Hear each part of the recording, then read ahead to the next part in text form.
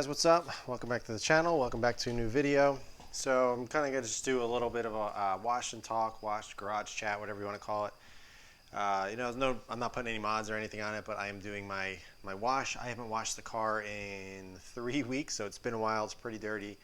We've had some rain and everything, so I just really haven't had the time and I guess the motivation to wash it because it's just been raining and just getting dirty right away. So this is actually my first wash since I've done the bumper. So not that it's really gonna change my wash procedure, but it's gonna be the first wash for the bumper. Starting on the wheels as I normally do, and I guess I'll just work around the car and I guess I'll just talk about whatever's on my mind. So like I said, this is my first wash since the front bumper install. A lot of people are asking me what's next, what am I gonna do?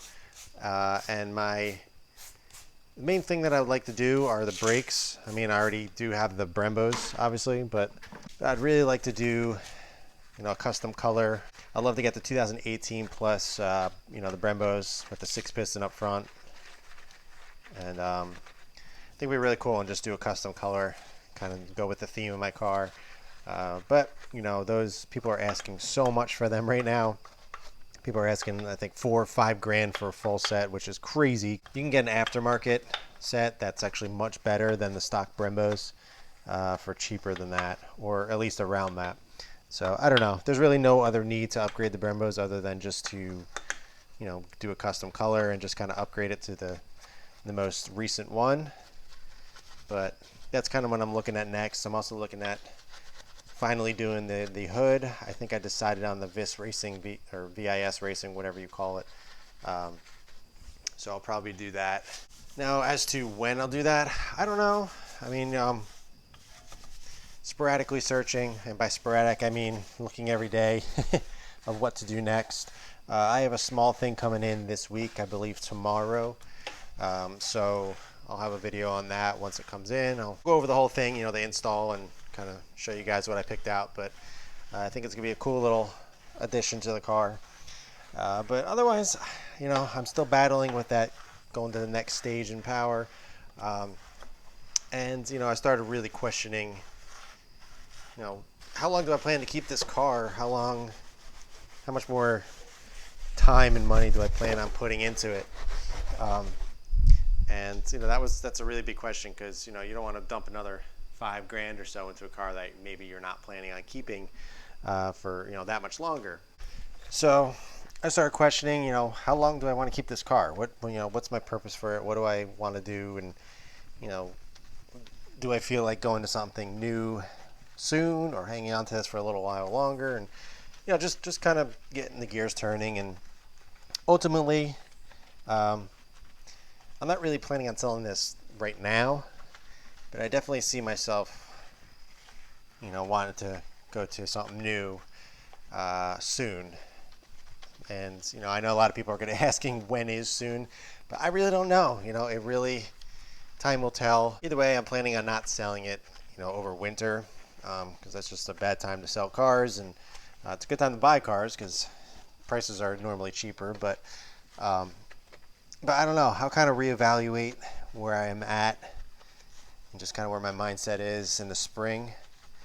But who knows? I battle with myself every day about this. There's really no need to get rid of this to upgrade to something else other than just to try something else. It's not because I am tired of this, it's not because I'm bored of it or I don't like it anymore. It's simply just, if I'm going on 4 years with this car, and I've kind of scratched that itch and gotten it out of my system in a way. Although I'm still wanting to do so much to it, there's plenty more to do. But that tends to happen with any car that I get. I usually get it to the point where I want it, and then I end up, trying to sell it or wanting to sell it. So I don't know. We'll see. I'm really trying to just hang on to this as long as I can, just so the next move that I make is worthwhile. I don't want to make a lateral move and go to something that's not worse than this, but not a progressive next step. And I know a lot of people are probably going to be asking, what do you want next? I think a lot of people know. I've talked about it a lot. I think you guys know what my favorite kind of car is. So I don't know, we'll see. There's really, like I said, there's no need to get rid of this and move to something else. I think it would be fun to try something else. At the same time, I think it would be fun to continue to mod this. So a lot of people have asked me what I thought about the new M3 and M4, the G80, G82. You know, I usually try my best to withhold my opinions until the car actually comes out and I see it and I get a good idea of, you know, what it's all about. But I don't know, guys. If you guys haven't seen it yet, go take a look. You know, search on Google or something. It's I mean, there's a lot of good things about it in terms of, you know, power and just overall progression from, you know, what an M car is in terms of numbers and all that. But it is so hard to not make an opinion and judgment when you see that front end at those freaking 80-foot grills and the pointless and not functional hood vents or hood dents or whatever you want to call them, and no dome on the hood. I don't know. I'm pretty disappointed. I was actually considering the next M3 after this, but just seeing where BMW took the M car, I don't know. I mean, don't get me wrong. I think it's going to grow on people. It'll probably grow on me a little bit, but with every M car that has come out, like instantly I saw it and I just was like, man, that's awesome. I want one right away. This is the first one that I was kind of appalled by and I didn't want. But it may, I don't know, who knows. It's a very different direction. It's very different for BMW and M car.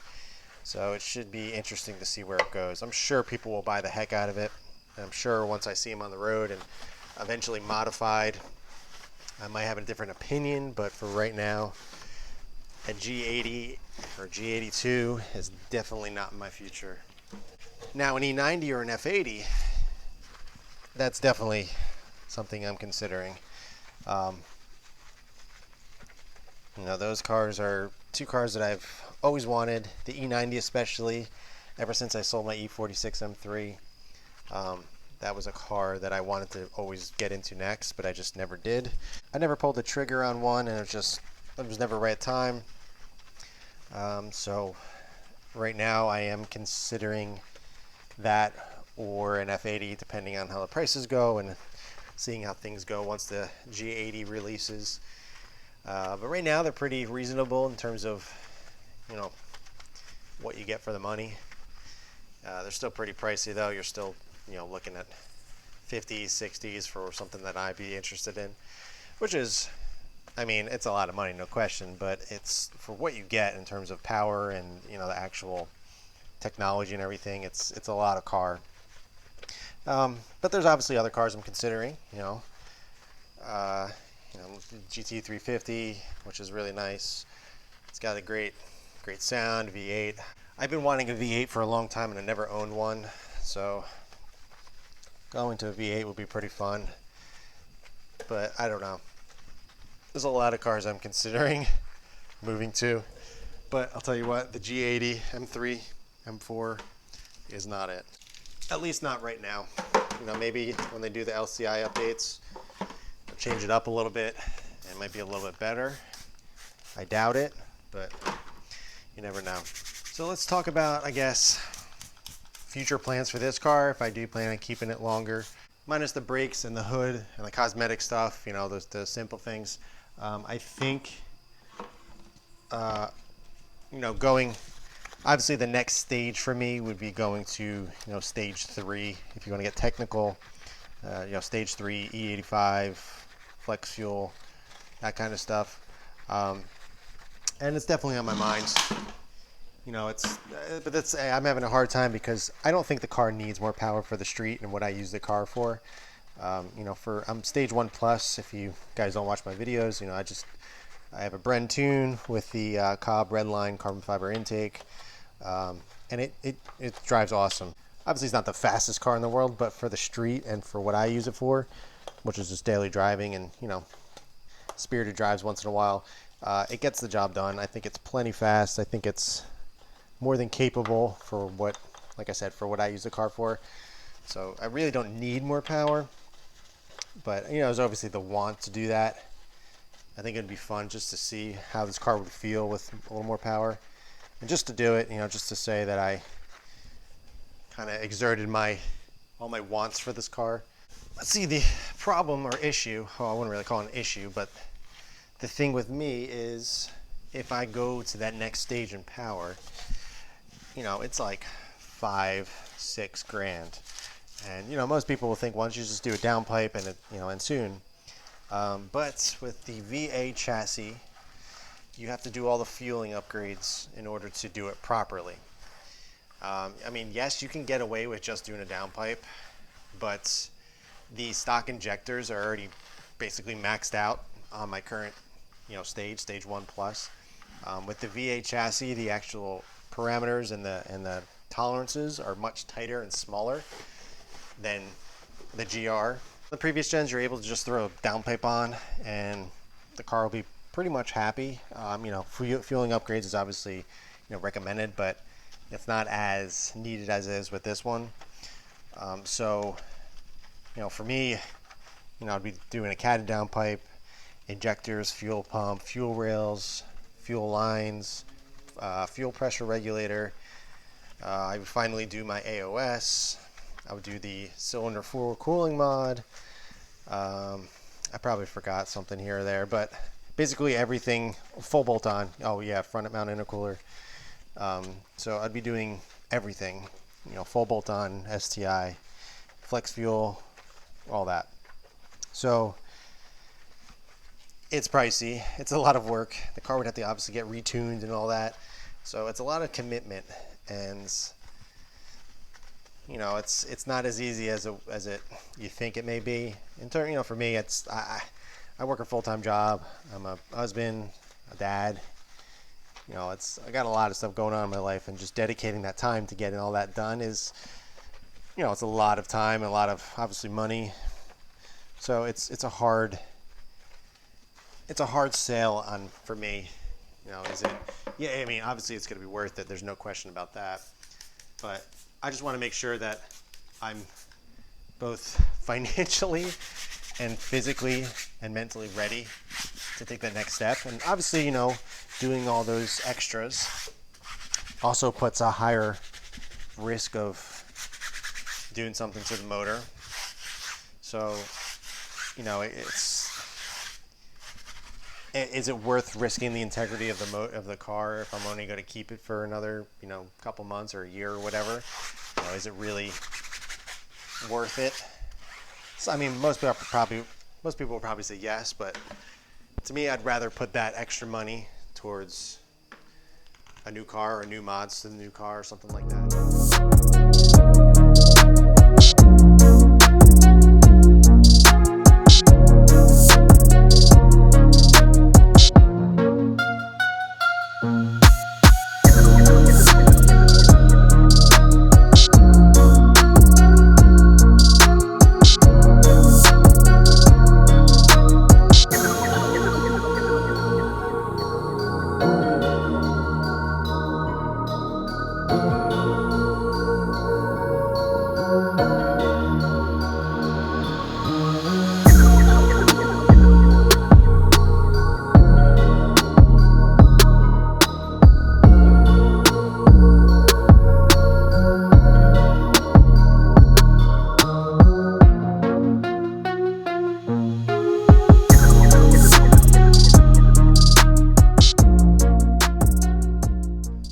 So back to the chat.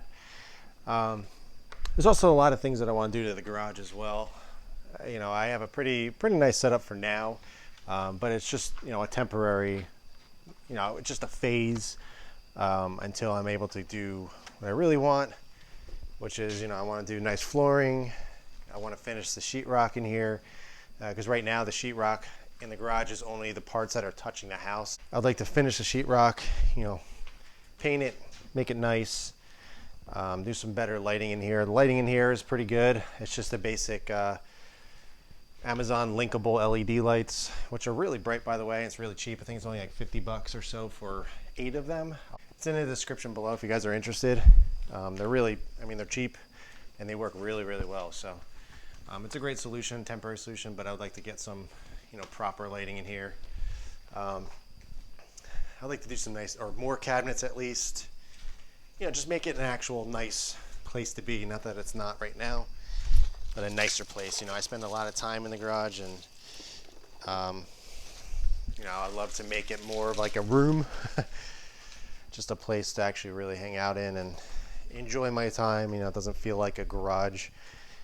But yeah, I'd like to do all that. I don't know if you guys are interested in me documenting that, kind of building it up, getting the part, getting all the pieces and building it up in a way. I think some of you might be interested in that. It's not going to be as crazy as a Obsessed Garage Matt Mormon garage, mainly because I don't have 30 grand to spend on just cabinets. But yeah, it would be a very, I think, relatable build. I think you guys would, most people would be, understanding of what I would do as opposed to doing something insane. The only place that I know I'm going to really splurge on is the flooring. I'm going to be doing Swiss tracks, which is an Obsessed Garage and Matt Mormon kind of favorite, but I've always loved this stuff. And I think it would be cool to do a video on that, just, how it completely transforms and what it actually does. Epoxy's nice as well, but the only thing I don't like about epoxy is it gets slippery when it gets wet, and I wash the car in here, and plus I live in New Jersey, so the floors get wet. Obviously epoxy depends on the installer, so if you get a good installer it'll last a long time, but if it does chip, I do work on the car in here, I put it on jack stands and stuff, so if it were to chip, it would look like crap. I'd have to come and get it touched up, as opposed to Swiss tracks, where if I damage the tile I could just replace it.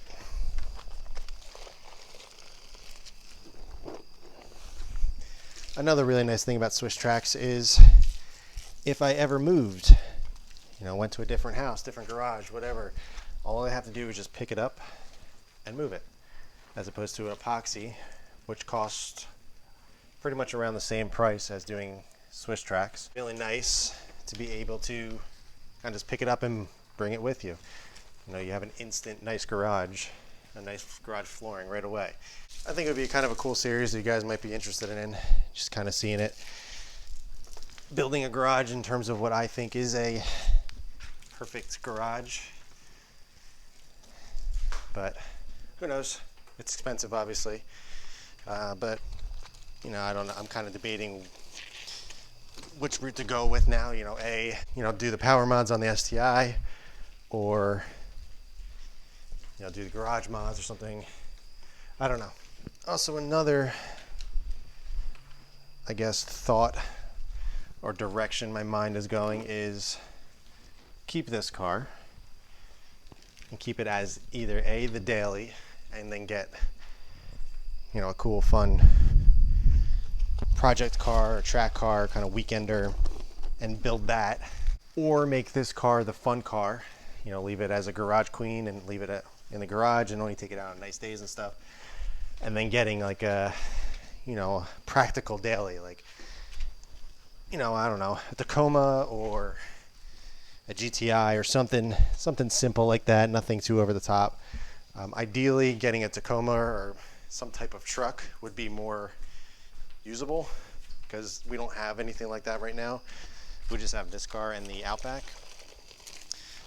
So having something a little bit more, I guess, rugged and easy to haul stuff around would be probably the most ideal move.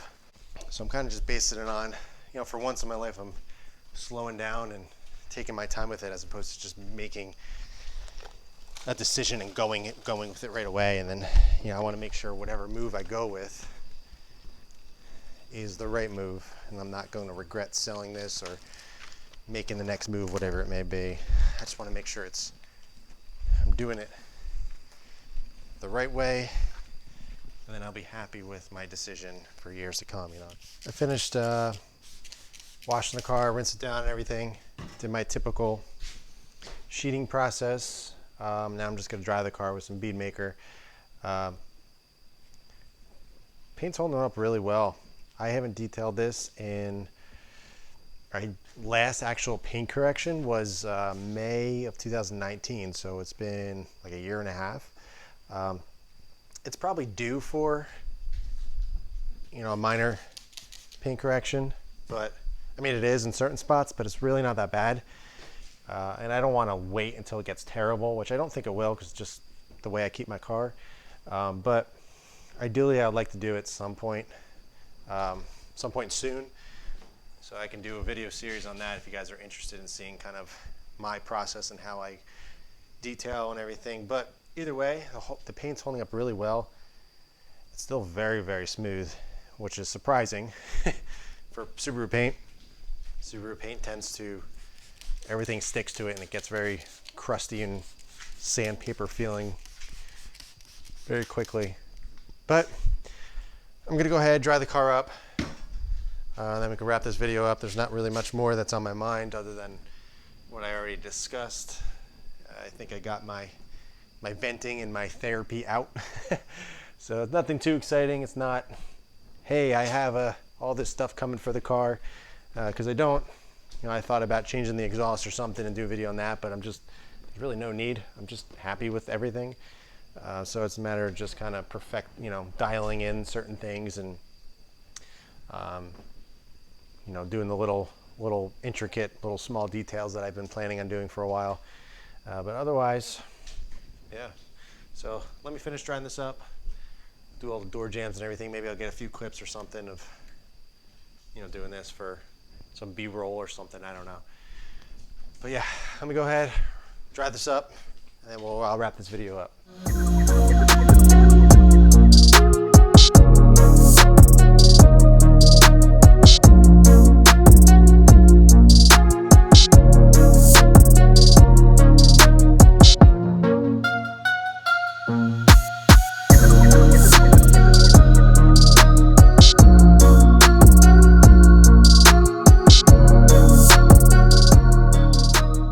All right, guys, so that's a wrap. Thanks for tuning in. Thanks for listening to my therapy and just talking some things through. But the car's washed, the car is clean. Finally, after 3 weeks, it's been pretty dirty, so it's really nice to see the car clean again. But yeah, stay tuned this week. I'm gonna have some videos out, a cool little mod that I think you guys will be interested in. It's nothing too crazy. I definitely think it's something a lot of people will be interested in and something that, you know, people will want to do because it's very simple, very easy. But it's a nice change and you know, it's an easy mod to do. So I definitely think it's going to be fun and I think you guys will enjoy it. So stay tuned for that. But yeah, that's it for this one, guys. Thanks for watching. Thanks for tuning in. If you have any questions, be sure to ask them below. But in the meantime, keep it clean, keep it simple. Catch you in the next one.